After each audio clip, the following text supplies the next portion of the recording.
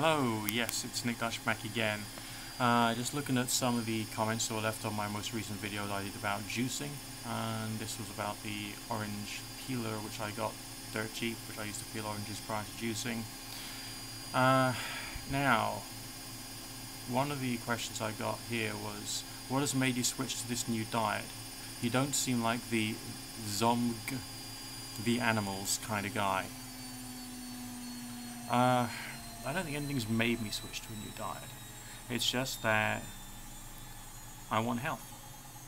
I have a history of bad health. In order for me to look after my physical and mental functioning ability as best as I can, and to try and be able to be more successful on a regular basis, on a daily basis, and to have clarity of thought when dealing with issues such as family and friends and people I know and people I interact with, my community, and all of these things. I've got to make sure that the engine is working in the vehicle, so to speak, so that I can run the race. It's really is quite simple. My diet was okay previously because I'd excluded a few things and got some benefit from that, and now it's a question of changing up even further because I've felt better as a result of changing up my diet. So for me it's been quite important, quite eye-opening, and quite good for me in lots of different ways to think more about healthy diet. And also people who've been engaging with things which can be very roughly called or considered to be spirituality do end up, in my opinion, developing a much greater awareness of their own minds and awareness of their own bodies, because you do your meditation upon your own body and all the various organs, and the mystical organs as well, like chakras and the rest of that, and you start to be able to focus your mind on your body much more. And like there's a conversation which goes on when you're doing meditation from the body to the mind. Like I had a gut infection and I didn't know I had it, and I was just like seeing in my meditation like insects everywhere which weren't there. There was obviously, like in my deep sort of like alpha theta state, I was seeing things that was basically my body saying, hang on a second, can you do something about this please? And trying to raise the awareness of that to my mind through my visual imagination. And so I switched up the diet, increased the quantity of prebiotic bacteria in my digestive system, helped with bowel movements and the rest of that kind of stuff, and the symptoms that I had in meditation went. Okay, they just went. It's not a question of like there's no cause and effect thing going on there. The body got healthier, the mind got healthier, the body eliminated or seemed to eliminate or get rid of something that was screwing with it. The mind registered it, and I stopped experiencing that particular visual imagination thing going on. And also when it came to dealing with people and building up a much better understanding as to what it means to have a friend, okay, and what friends really mean. I mean, you do need to intellectualize about these things. I mean, some people say that relationships are just based upon like that instant connection, that instant click. I think that's wrong.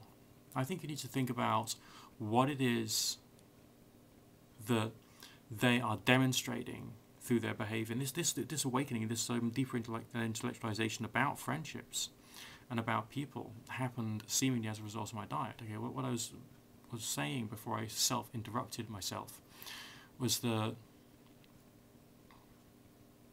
friendship is often made up about what your friend thinks and believes, what they think and believe about you, and what they seem to want to use you for. I mean, sometimes you develop this pre-understanding of an individual or of a friend as being, this person likes this kind of treatment, so I'll give them that kind of treatment, or the only thing I've got in common with that is that one particular thing, whether it's that one pub or that one online game or whatever. But people are more complex than that, and you need to be able to learn to explore the person's character through saying things to them and working out on a deep level what that actually means about them, their values, how they perceive you, and how they are trying to use you in a friendship. And then you yourself have to work out whether you're pleased with that, whether you're unhappy with that, whether you need to rise above it and move away. and how you wish to demonstrate to this person that they are not worthy of your love, or your friendship, or your companionship, or your time, or your dedication, or your support. And I believe that, and this is a personal opinion, so don't go around saying that, this is what Nick thinks. This is what I think today, when I'm shooting this video right now. In 10 years' time, I could look back at this video and I could cringe.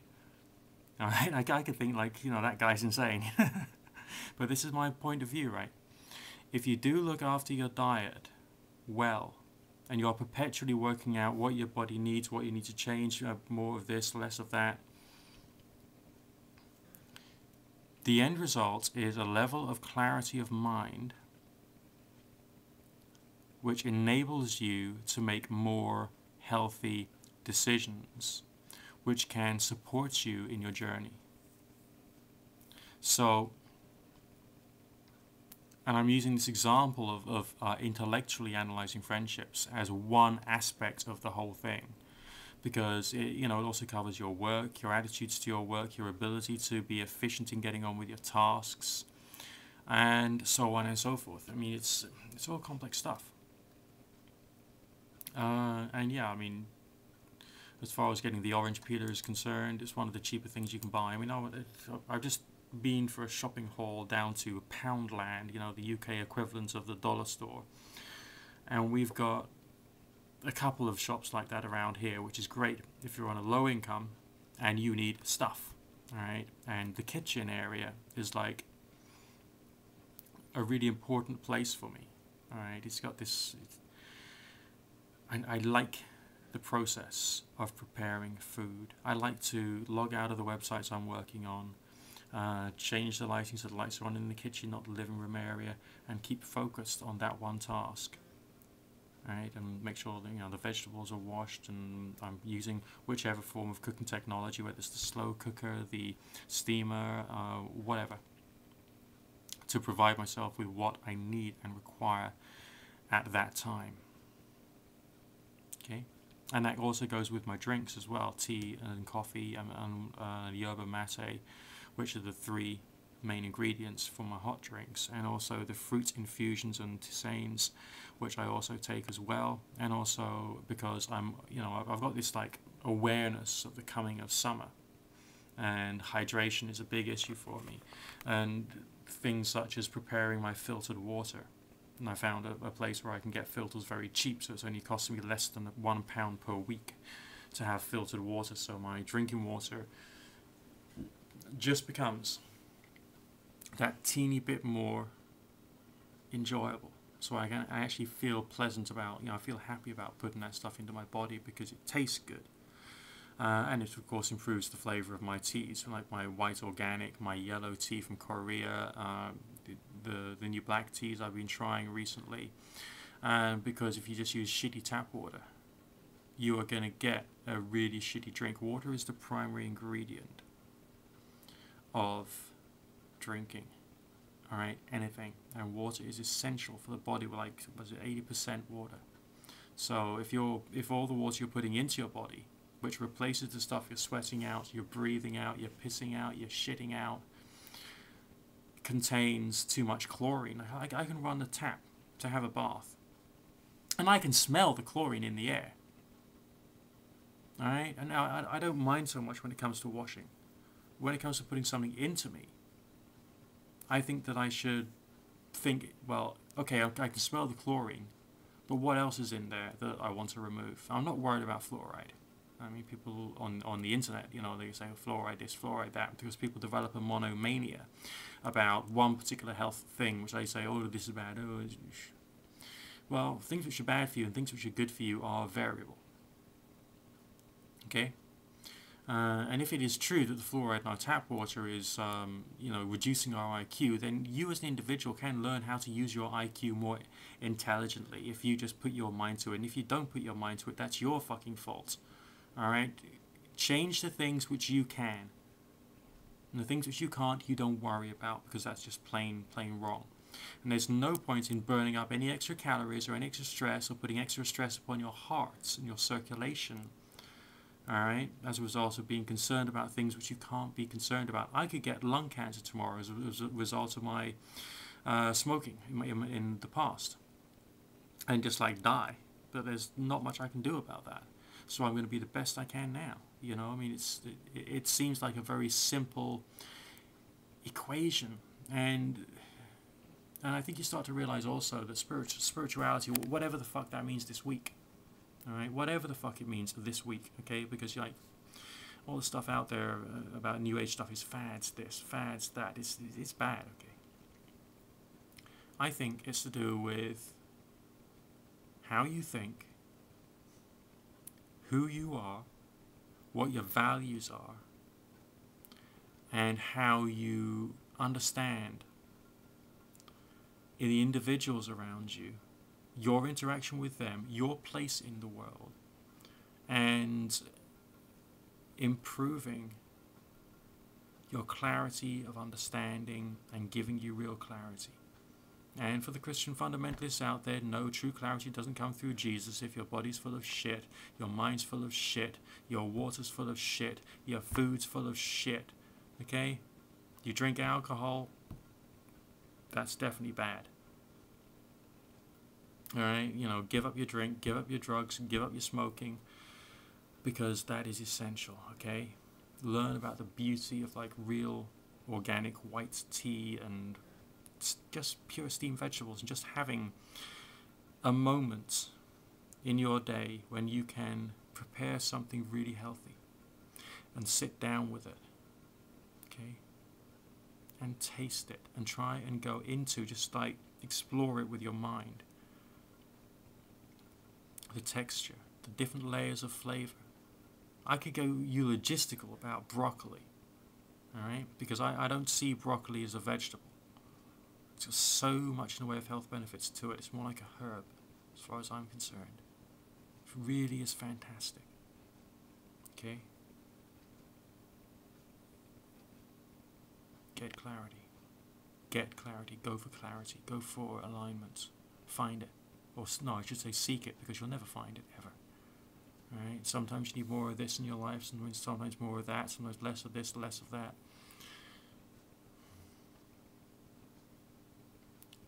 And it's just the way I am.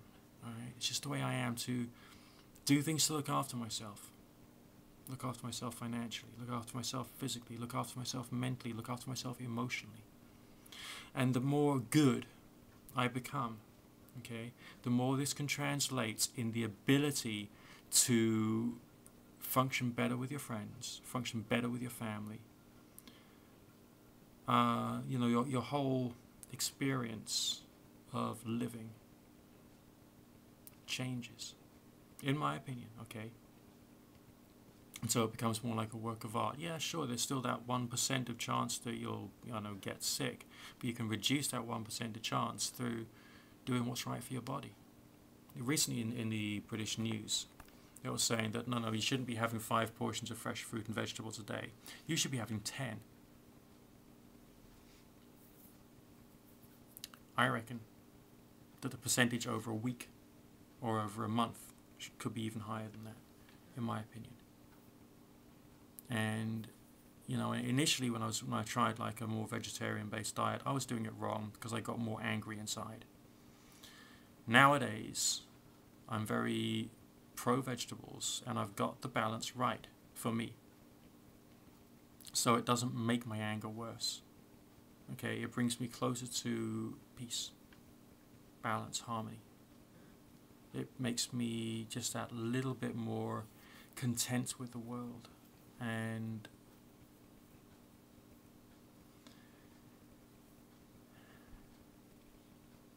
it's nice. Okay? I mean, we've all got issues or problems, or we remember bad things that's happened to us, but living in the here and now, settling that, the storm which goes on up here about that bad experience or that bad thing that I've done. Learning self-forgiveness is a big thing. I really struggled with self-forgiveness years ago. and incorporating that idea into my diet as well, my mental diet, because you've got to think about the ideas that you ingest through what you read, okay, the people that you meet, the kind of like TV and radio and media that you digest. I mean, sometimes sometimes catharsis can be good, so maybe I'll watch a really, really sick horror movie, okay, when I want to like let out that kind of anger. But then the next day I might watch something peaceful about relationships and doing good for the world, something philanthropic and altruistic. You know, you can even treat the movies that you watch as medicine.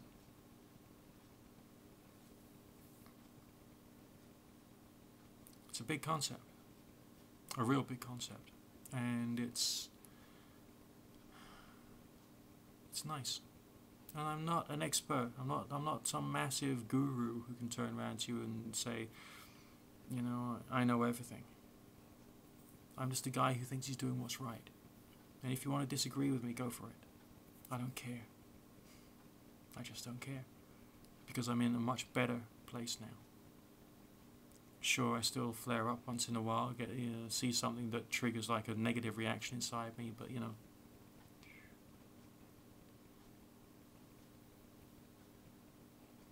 I'm happy. This is why I'm on this diet.